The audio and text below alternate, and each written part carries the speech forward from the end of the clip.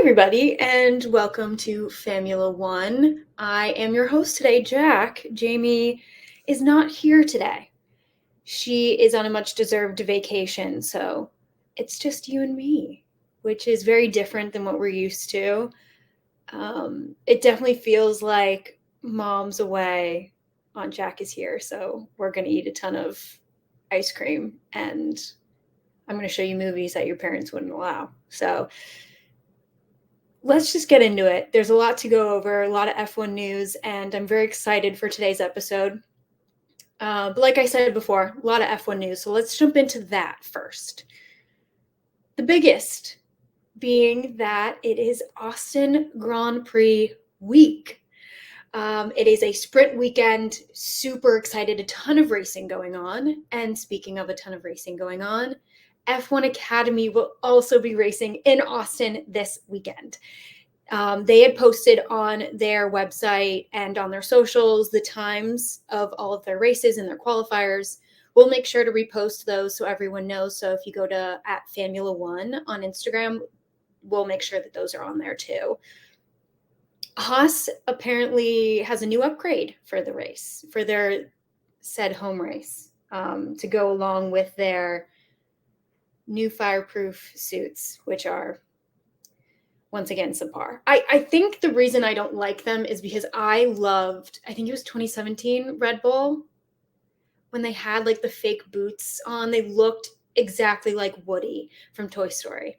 And that's what I'm expecting. And that's the bar that is set, and people just haven't been able to reach it. And that's just what I want. Anyway, this new upgrade for the car, they have a whole new aerodynamic package. It's said to be modeled after Red Bull. They definitely need this to help them. They have been losing spots in the Constructors' Championship for quite some time now. They lost a spot to Williams, and in Qatar 2 weeks ago, they lost the spot to Alfa Romeo after Alfa Romeo were in double points.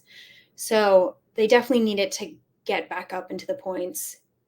I think they're now 9th out of 10th. So definitely I'm hoping that this makes it a little bit more interesting for them.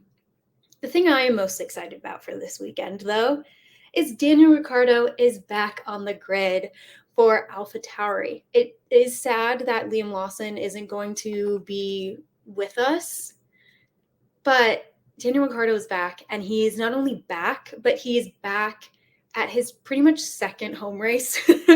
Let's be honest, it is not another home race for Logan Sargent. It is a home race for Daniel Ricciardo. I'm also really excited to see what he has planned for this weekend, because last year he did his track walk on a horse, and it was spectacular. So I'm very excited to see what he has planned. I have high expectations. More F1 news is that the Belgian Grand Prix will be staying on the calendar until 2025, which is great. Spa is super interesting to watch. But if there's anyone listening that would like to take a fan opinion, I think I can speak for all fans. Please do not make it a sprint weekend. We do not need a torrential downpour race weekend again. We lived it this year. We're good. We had our fill. Sergio Perez, poor Sergio Perez, is still at the forefront of news with multiple rumors going around about his future in F1. So the first one, which I'm sure you've seen or heard of, is that he will announce his retirement at his home race, the Mexico Grand Prix. This was all started from a Reddit thread, and someone had claimed that they were at a dinner with a high-ranking employee, and they had essentially spilled the beans at dinner. The Reddit post has since been taken down, and Sergio has come out and said that he wants at least 3 to 4 more years in F1. So you can kind of put that one to rest, that it's not going to be happening. The theory that we talked about last week, and Fan Behavior has talked about it in extensive length as well, that Sergio Perez needs to clinch P2 in the Drivers' Championship to stay in his Red Bull seat, is gaining more strength, is kind of becoming more validated every day. Red Bull is definitely showing their support for Daniel. He is signed on for AlphaTauri in 2024. He was in Nashville this past weekend for Red Bull. He was racing Seb's, I think it was 2011 championship car. So they definitely are behind him, are showing their support. There was somebody had tweeted actually saying something along the lines of, you would have no idea that Sergio Perez was the second driver for Red Bull based on the social media from the past week, which I found very funny. Yeah, so there's 5 races left in the season. Eyes will definitely be on Sergio and Daniel. Sergio should be at the front of the pack. He has in a very, very fast car. Max has proven that with winning races by 20, 30 seconds. He should be at the front. And he's really riding the coattails of him doing well at the beginning of the season. So Sergio Perez has been DNFing, and the only reason he's still P2 is because he did so well at the beginning of the season. He's been DNFing. He's been getting low positions. He was 10th in Qatar. And Daniel obviously has been out. He was injured. But before that, he did incredibly well in his AlphaTauri. He got P13 in his first race back in AlphaTauri. So I'm very excited to see what he can do in the car and really prove himself and see what happens. If you've listened to our silly season episode, which feels so long ago, which is crazy, you know that Red Bull is not shy about replacing drivers before their contract is up. So we will see how that comes out. I don't suspect we'll actually have a definite answer until the season's fully over. Yeah. On more fun news, Netflix has announced a new documentary where F1 drivers and golfers will be facing off. I don't know if facing off is the right word, but they'll be playing golf together. And it looks like it's going to be Lando, Carlos, Alex, and Pierre participating from the F1 side. And it's going to be called Netflix Cup, and it will be going live November 14th. So it'd be more opportunities to see the boys. I think I will be watching, even though I'm not a huge fan of golf. I mean, we get 2 out of the 3 2019 rookies. We got Carlando. I think it'll be interesting. I think it'll be funny. So I will be watching. And finally, probably one of the most exciting things to happen in F1 for this week, Alpine has welcomed a couple new investors, a lot of athletes, including Patrick Mahomes and Travis Kelce. You heard that right. Patrick Mahomes and Travis Kelce are investors in Alpine F1. I don't know about Travis Kelce, but I know Patrick Mahomes is an investor in the women's Kansas City soccer team, which is awesome. So he definitely has a history with it. I also wonder, though, Ryan Reynolds is another investor in Alpine, and he was at the Chiefs, I think it was Chiefs-Jets football game. Did he then rope Patrick and Travis in because he went to the game with Taylor to the Chiefs game? That would be crazy. Or maybe that was like the final selling pitch, you know? That would be so cool if that was. I want a story behind all that. I also want a documentary. Welcome to Wrexham is an incredibly well done doc. So it would be really cool to see, with the really high profile investors that Alpine has, what they can do with it and how they're going to capitalize on it, because I feel like they haven't with Ryan Reynolds at all yet. So it'll be interesting to see what they do. That is all the F1 news as of today. And now it is story time. Very excited. You might have remembered this from our Dream Team episode. Jamie had mentioned this, and ever since she mentioned it, I've been kind of enthralled with the story because it's crazy, almost unbelievable, but it's true. So sources for today's story are Campaign Live UK, The Drive, TalkSport, and sadly, I did have to go to Wikipedia, and I'll point out where the Wikipedia part is so you can fact check me if you want. Essentially, this is a promotion for a new Ocean's 11 movie leads to a lost diamond in Monaco. You probably know what I'm talking about already, but this was for the Monaco Grand Prix in 2004. the Jaguar Racing team works with the Ocean's 12 movie PR team and Steinmetz Diamonds on the sponsorship. They did this big event with George Clooney and Brad Pitt, and I think Matt Damon was there, but didn't see a photo, to unveil a new livery with a diamond embedded on both nose cones of the car. And yes, you heard me correctly, the nose cones of an F1 car. The diamond's value kind of varies depending on the media outlet that you look at, but it's anywhere from 200,000 to 300,000 pounds each diamond. Let's just pause for a second and just take all of that in. They are putting these very expensive diamonds on nose cones of F1 cars. And it makes me believe that whoever had this idea, I don't think that they've ever actually seen an F1 race, let alone the Monaco Grand Prix. I get it, wanting to do Monaco because it's like this epitome of luxury, right? But the track is so tight. It's one of the tightest street races, and drivers crash and scrape the walls all the time. So it's wild. And anyway, some context for all of you. The drivers for the Jaguar Racing team are, at this time, Mark Webber and Christian Klein. Jaguar Racing is in their 5th year. They're not doing super well. They finished 7th in the constructors years prior, and then they finished outside the top 10 in drivers' championships. Jaguar was definitely feeling pressure and also having fears of being sold by their parent company, Ford. So they really needed to prove that they deserve to be there, that they're getting added value out of this F1 team and drawing attention to the Jaguar brand just in general.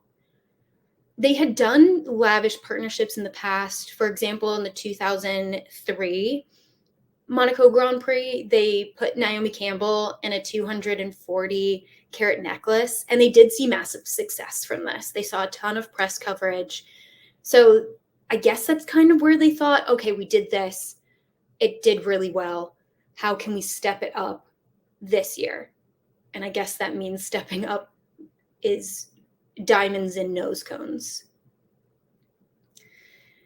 Nav Sidhu at the time was Jaguar Racing's director of communications, and he handled the partnership.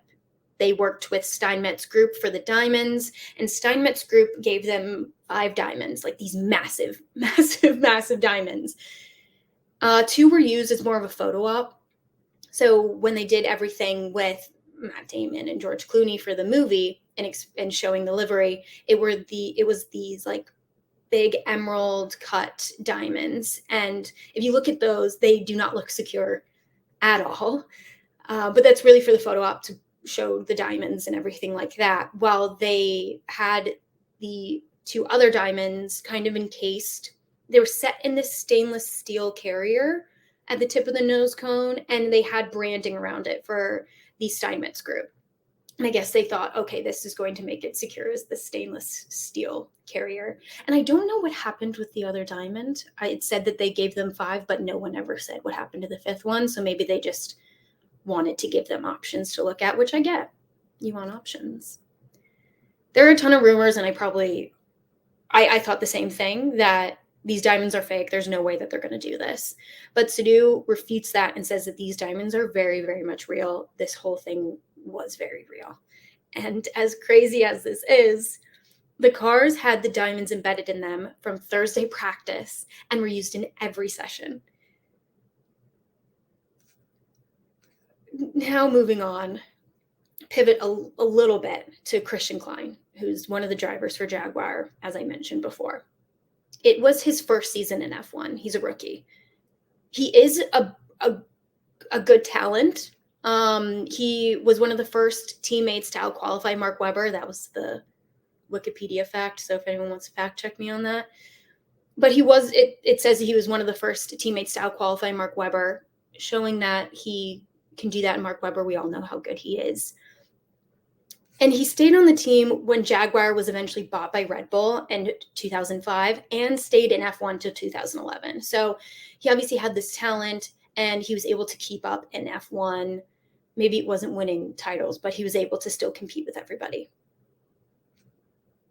Let's go back to Monaco. As I mentioned before, the diamonds were embedded and they used them in every session from Thursday till race day. Everything's going well until Saturday. In quali, Klein does actually crash. It's the back of the car. And so everything's fine, I guess. I, at that point, would have been like, okay, we did our thing, take them out. This is already too much anxiety. We got to move on. But they didn't. They kept them in. And it is a bit of foreshadowing, which I find funny in this story. On race day, Christian Klein, because he crashed in quali, he was 15th on the grid. And so he's kind of in the heart of all the chaos. And we all know how Monaco is. You want in every race, you want the quickest reaction time to get off, but you also are trying to get in front of as many cars as possible in the beginning because it is so hard to overtake in Monaco. However, Christian Klein crashes on lap 1 with a Jordan car. The wing is severely damaged and jams under the wheels of the car, causing him to crash into the wall, nose cone first. I know, worst case scenario happens first lap. And it goes pretty much per usual. The car is craned out so that the race can continue, but the Jaguar team can't get to the car because of safety regulations. So they can't get to the car for another 2 hours. And once they do get to the car, they realize the diamond is gone. I know. Dun, dun, dun, right? Now, where the diamond is still a mystery. There was a bit of an investigation and a search. People were interviewed, people that were around there, the marshals were interviewed. And to make matters worse, the diamond was not insured. None of these diamonds were insured. Essentially, they all knew the risk going in and decided to just go for it. They had bodyguards and everything with them as much as they could, but obviously you can't have a bodyguard with you on race day, and they couldn't get to the car after it crashed. The reason that they decided to go with it, I know you're probably thinking, why would anyone agree to give up this amount of money when you know you can't insure it? The Steinmetz group were really small, and they wanted the press that came with being pictured with George Clooney and Brad Pitt. And Sadu really spins this, which I think is a total marketing PR tactic when he's done interviews since. The companies did get a ton of press. When you look at past information about Monaco in 2004, 2004, I'm jumping ahead. In 2004, no one talks about really who won the race. They talk about the lost diamond.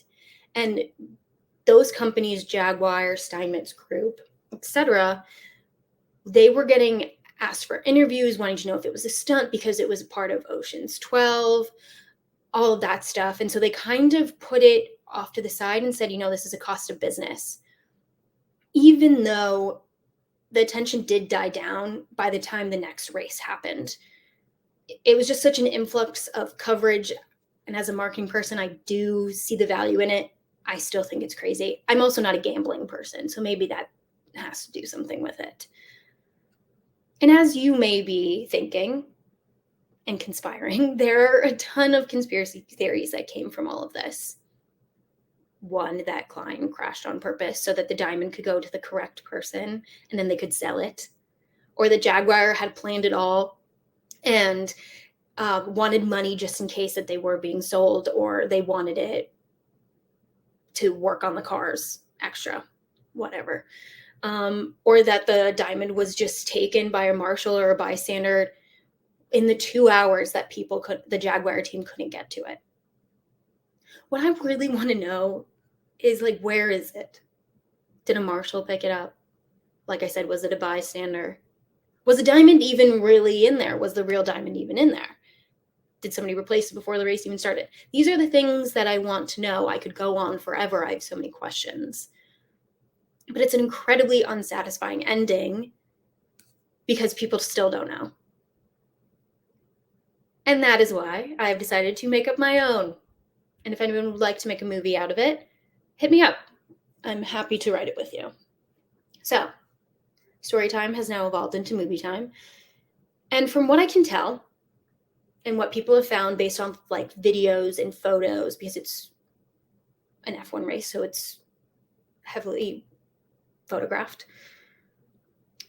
The diamond was knocked off prior to the car hitting the wall nose cone first. So it wasn't in the tire wall. They had looked in the tire wall quite a bit. It wasn't there, but it wouldn't have been there because it was already knocked out of the car.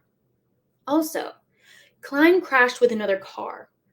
And if he had just understeered into the wall, then I think I could, support that conspiracy theory that Klein and or Jaguar had anything to do with it. But because he crashed into another car, I don't think that they did. So I'm thinking it's a third party. And it would have to be people who knew F1 or somewhat. They would have to know how delicate the cars are, especially the front wing. And they would have to know that Monaco comes with crashes and DNFs since the track is so difficult. The team, yes, it would have to be a team because it would have to be multiple people. You could not just do this on your own. Analyze the Jaguar team after they announced the partnership with Steinmetz Group for the Diamonds. And they knew they would have to target Christian Klein rather than Mark Webber, since Klein was a rookie to F1 and based off his past races that season. And Webber would be less likely to crash, less reliable in that sense, because he had done it before. Now, they also knew that guards would be with the Diamonds 24/7, and overall, the cars would be surrounded by people because of how much attention they would be getting. And they knew that their time to really strike and grab the diamond would be after a driver crashed. This is the part that I have had to step out a little bit on, and this is where it gets a little crazy. But it is my movie, and as we said, I'm in a constant state of illusion, and this is what's happening. They loop in a team member on Jaguar to put a tracking device on the diamond. The team would be stationed around the track, ready to jump in when the crash happened. Now, this is the part where I have trouble with my own story because I think that would mean that the team would have to be huge and then the cuts would be smaller. But that's something I'll flesh out later. Klein crashing into another car wasn't the most ideal. They really did want him to crash into the wall, but knew that it was a high possibility given the track and F1 starting. So they moved in quickly at their stations from the start and located the diamond easily, putting it in the pocket of their coveralls because they are dressed as marshals. And then when all the craziness was over, the race was going back and everything was done, they took off the marshal uniform to reveal just regular clothes, and then they just blended in with the crowd. And they scattered to not raise suspicions, they didn't really talk to each other, all that, yada, yada, yada. The leader sells a diamond, and then they meet up, get their cut. The other angle that I do really love is that after the crash, someone's dog found it, or it was in someone's flower bed, and it's just on their mantle or something, and it's just been passed down by the families. I love that idea. But that doesn't make as great of a movie. So I'll go with the first one. Yeah, so let me know your conspiracy theories about this. I'd love to know. Don't go analyzing mine because it's perfect. And that's really it for this episode. I hope you all have an amazing week. And to those going to the Austin Grand Prix, please have fun. Please be safe. And in the words of Jamie, love you, bye.